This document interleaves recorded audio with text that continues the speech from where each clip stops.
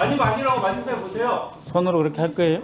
사과하세요. 본인이 얘기한 게 훨씬 더 심한 겁니다. 최소한의 어떤 기준이 있어야 되고. 저는 기준이 있습니다. 급성 감염은 나는 빨리 치료돼서 군대 가는데 전혀 문제가 없을 거라는 제 나름의 판단이 있습니다. 아니 내가 갖고 있는 의료 상식이에요. 자, 그렇기 때문에 내 눈에 있는 들보를 보지 않고 남의 눈에 티끌을 가지고 지적하는 자, 그런 의원님들. 짓을 하지 마세요. 의원님들 조용히 네? 해주시기 바랍니다. 국정 비전과 우리 대한민국이 어떻게 가야 될지 정책에 대한 자, 박선원 검토하세요. 의원님 조용히 하시기 바랍니다. 자, 주진 의원님 본인이 뭐 그에 대해서 사과를 못하겠다 이렇게 얘기하셨으니까 그걸로 대신하도록 하겠습니다. 자, 이에 대해서 뭐 다른 의견이 있으면 나중에 말씀하시도록 하고요. 회의를 진행을 하겠습니다. 자, 다음은 잠깐만요. 되겠습니다. 자, 박선원 신상 발언 아니면 하지 마십시오. 자, 박선원 의원님 수고하셨습니다.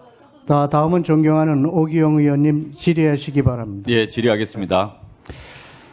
후보자님, 여기 국회와 정부는 분명히 이제 역할들이 다르고 그래서 이제 이 청문회 과정 통해서 실제 몇 가지의 그 국정 철학이나 헌법 수호지는 분명히 좀 검증을 해야 한다는 생각이 들었습니다. 특히 내란 이후에 지금 새롭게 정부가 수립되고 그 내란 이후에 구성되는 국무총리나 국무위원들이 과연 헌정적 수호 의지가 있는가, 이게 앞으로 어떤 국무위원들 간에 이것에 답변을 공개적으로 국민들 앞에 해야 되는 거 아닌가, 그런 생각이 들었습니다. 그래서 이 점에 대해서 하나씩 좀 여쭤보겠습니다. 실제 지난번 12월 13일 제가 대정부 질문하면서 내각에 있는 분들한테 이걸 내란이라고 왜 인정을 안 합니까?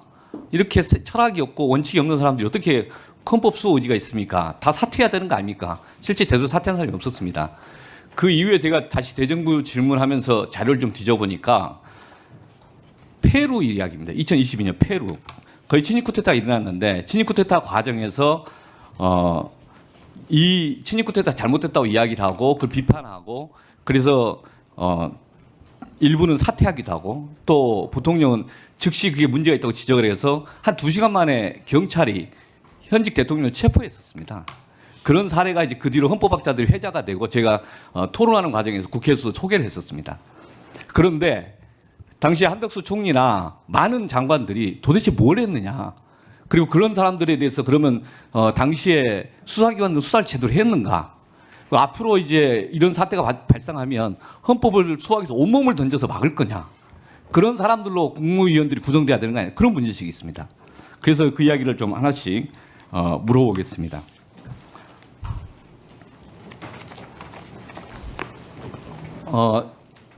올해 1월 10일자 조선일보 단독 기사입니다.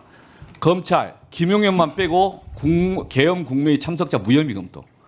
한 달 열심히 수사한 것 같았는데 나중에 이런 식으로 해서 이 문제 제기가 그 뒤로 한 일주일 됐었습니다. 그 뒤로부터 그 당시에 내란 수사가 제대로 됐느냐, 완전히 흐지부지 됐습니다. 그 당시에 검찰 특수부문을 있고 제대로 했느냐, 정말 실망했습니다.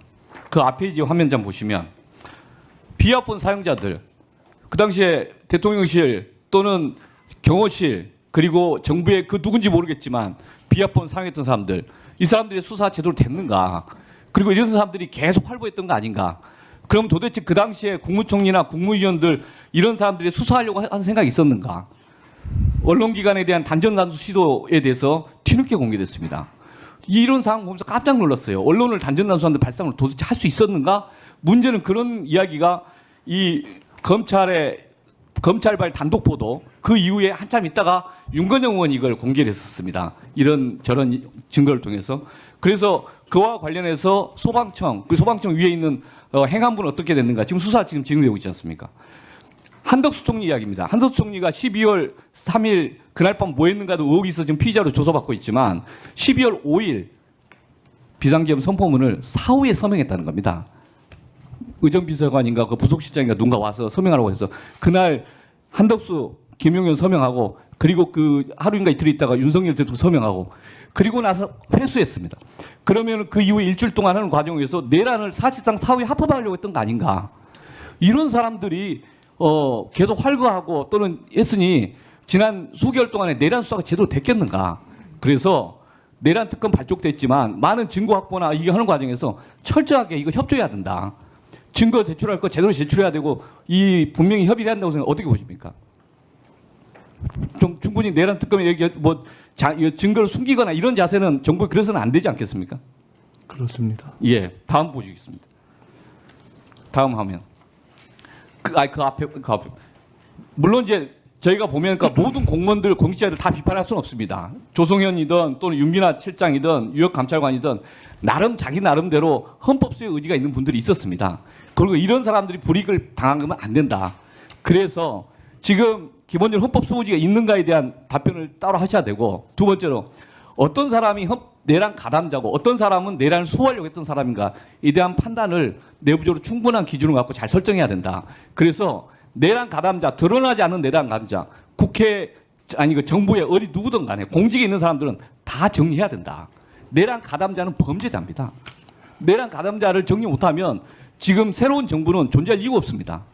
두 번째, 내란을 비호했던 사람도 있습니다. 드러나지 않은 비호했던 사람들.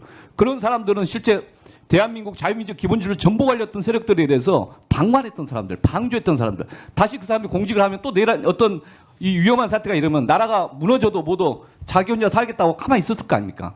앞으로 그런 사람들이 나라를 맡기면 안 되지 않습니까? 공직에 다 퇴출해야 되지 않겠습니까? 이 점에서 분명 의지 표명이 필요하다. 이거 안 되면 실제 이 새 정부가 자기 원칙도 없이 살아갈 것이다. 그 저는 이게 제일 첫 번째 과제로 생각하는데 동의하십니까? 동의합니다. 잠깐 말씀드려도 예. 되겠습니까? 이번에 이재명 대통령 또 민주당 정부 그리고 빛의 혁명이 이루어진 것은 집단지성과 국민의 어떤 민주 역량이라는 시대 정신의 승리라고 봅니다. 개인적으로 저는 이번에 정부의 고위 공직자들 그리고 군의 고위 간부들 등 또는 사법기관의 고위직들을 보면서 국민들이 과연 우리 사회에서 지식인과 엘리트란 무엇인가에 대한 근본적 회의나 허무감을 가지지 않으셨을까라는 생각을 하게 됩니다. 지금 오 의원님께서 말씀하신 대로 저희는 철저하게 내란에 대한 근본 뿌리를 바로잡는 일을 해야 된다고 생각합니다. 다만 이재명 대통령께서는 그리고 저희 현재 국민의 현실이 너무나 경제가 어렵기 때문에 정확하고 초점을 맞춰서 그러나 질서 있고 최대한 빠른 시간 안에 내란을 정리해야 한다라는 관점 속에서 경제에 집중하고 경제를 살리는 데 최대한 영향을 덜 주는 방법으로 해야 한다는 고민도 함께 하고 계시다라는 말씀을 드리고 국민들께서 이걸 이해하실 거라고 봅니다. 한 가지만 끝으로 말씀드린다면 이재명 대통령께서 내란 직후에 이런 말씀을 하셨던 것을 기억합니다. 군의 간부 또는 중간 간부 가운데서도 사실상 소극적인 대처를 통해서 실제로 쿠데타가 진행이 덜 되게 했던 분들은 사실상 기여한 것이 아니냐. 우리가 앞으로 군이든 또는 관료가 됐던 이러한 내란 척결 과정에서 과도한 어떤 범위의 확산으로 피해가 되지 않게 하는 것도 고민해야 된다는 문제 제기를 일찍 하셨고 그것이 우리 사회의 역동성을 살리기 위해서 우리 공직사회가 또한 같이 고민해야 될 일이다. 새 정부의 과제다라고 생각하고 있습니다. 네, 오기영 의원님 수고하셨습니다.